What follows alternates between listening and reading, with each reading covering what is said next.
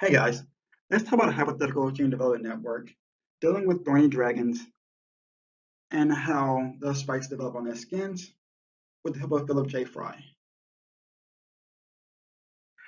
So let's talk about a wild type, how it normally occurs.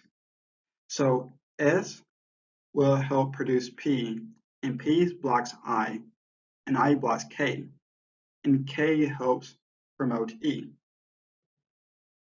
So the way the analogy I made for this is coffee and classroom, within a classroom. So S represents money. So with money, you can buy coffee. Coffee will prevent you from being sleepy. Sleepiness will prevent you from being aware. If you're not aware, you can't pass a class. But if you do have coffee and you're aware, you can pass a class and you're going to graduate. Graduation will actually be actual spikes within the thorny dragons. So let's start mutations.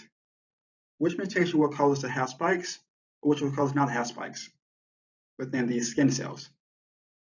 So say for example, if P is blocked, say you have money, but the machine takes your money and you get no coffee. So now there's nothing to stop you from being sleepy. If you're sleepy, you can't stay aware inside class, so you end up failing the class itself. So you have no spikes. So if there's a mutation in P, there will be no spikes.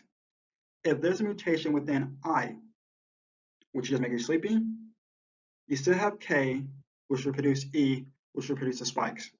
So you still end up graduating, passing the class, and everything else. So you have the spikes within the skin cells. Now let's discuss those mutations. So say you have a mutation I and E. Well, I don't really matter that much, but if you don't have E, you can't have spikes. So, and for the bottom one, there's a mutation within S, so P isn't produced. The mutation within K, so E isn't produced. Once again, there's no spikes.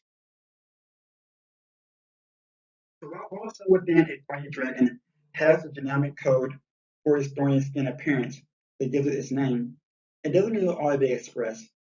One way to control how it is expressed is through DNA methylation.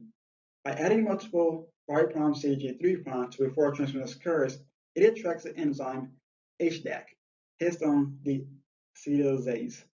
This causes the histone to lose acetyl groups, making them positive, tightening themselves more so around DNA, making it impossible for RNA polymerase and other enzymes to access it.